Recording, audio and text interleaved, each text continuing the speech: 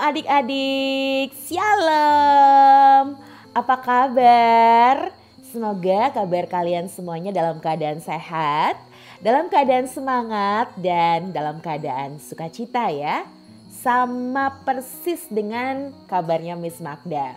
Miss Magda kabarnya selalu sehat, selalu semangat, dan selalu sukacita, penuh syukur. Oke, adik-adik, di podcast pekan ini Miss Magda akan melanjutkan seri yang pekan lalu sudah dibahas ya, edisi yang pertama tentang komunikasi daring. Tapi sebelumnya Miss Magda mau pastikan kalian sudah berdoa sebelum mendengarkan podcast ini.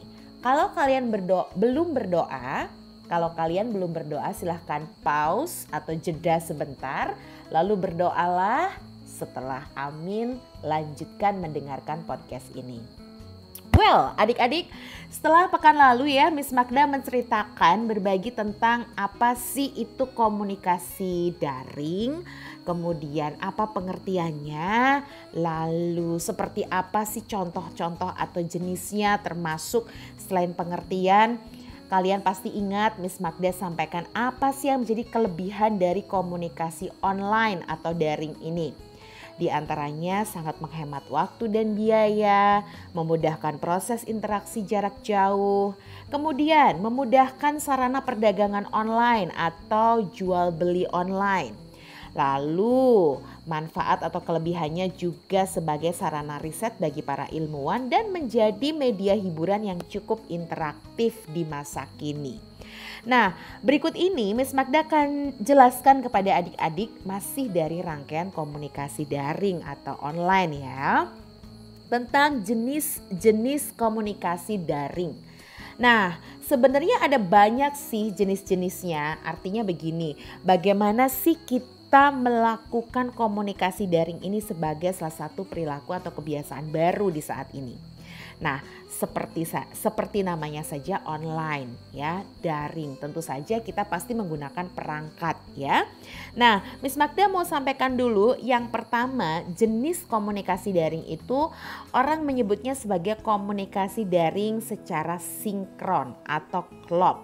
Sinkron ini adalah sebuah istilah yang berkaitan dengan ketepatan antara suatu hal dengan yang lain. Jadi ingat ya, ketepatan. Makanya disebut sinkron. Kenapa harus tepat? Ya iya dong, kalau nggak tepat ya tentu saja kita sebagai pemberi pesan dan penerima pesan bisa miskomunikasi. Bahkan kita bisa loh punya pikiran yang berbeda dalam membaca atau melihat sebuah gambar. Nah, atau dalam hal ini menyimak pesan. Nah, komunikasi online atau daring ini kan sifatnya harus tepat ya adik-adik ya. Memiliki artian sebagai jenis komunikasi yang real time. Jadi kalau sekarang Miss Magda ini bikin podcast jam 5 sore atau pukul 17 waktu Indonesia bagian Barat. Kalau itu online adik-adik maka kalian real time. Waktu yang sama-sama pukul 17 waktu Indonesia bagian Barat. Tetapi adik-adik, hal ini tentu saja sangat tergantung juga. Kalau tergantungnya seperti ini, seperti saat ini kalian mendengar rekaman podcast Miss Magda, tentu ada selisih atau perbedaan waktu. Tidak masalah ya, di sini komunikasinya satu arah. Jadi Miss Magda berbicara, adik-adik mendengarkan atau menyimak dengan fokus. Nah, tentu saja komunikasi daring yang secara online ini adik-adik ditujukan dalam kesamaan waktu. Jadi real time atau ketepatan ini juga bicara ketepatan waktu ya, bersamaan dengan waktu orang lain. Oh iya Miss Magda, misalnya ada orang yang tinggal di Eropa, di Amerika, kan waktunya berbeda. Betul. Tetapi sekalipun waktu yang berbeda, kita sama-sama online di detik yang sama. Ya, detik yang sama, momen yang sama, walaupun secara waktu ada perbedaan Indonesia Timur, Indonesia Barat, atau Indonesia Tengah ya adik-adik ya. Sampai di sini bisa dipahami ya. Jadi waktu yang digunakan oleh kedua pihak untuk melakukan komunikasi atau penyampaian informasi terjadi secara bersamaan. Lalu kedua pihak tersebut ya bisa langsung berkomunikasi, ngobrol, bercakap-cakap, atau tentu saja karena online bisa bertatap layar ya, bertatap kamera. Bisa juga disebut tatap muka ya. Kemudian jenis yang kedua adik-adik adalah komunikasi daring secara asinkron. Kalau yang pertama tadi sinkron, yang kedua asinkron. Jika komunikasi online atau daring ini secara sinkron mampu menyuguhkan atau menyampaikan fasilitas real time. Nah, sekarang nih kebalikannya kalau asinkron itu. Kebalikan dari sinkron. Maka dengan komunikasi online bisa juga dilakukan secara asinkron. Pada jenis komunikasi ini adik-adik, orang-orang melakukan pemindahan atau penyampaian informasi dengan waktu yang berbeda.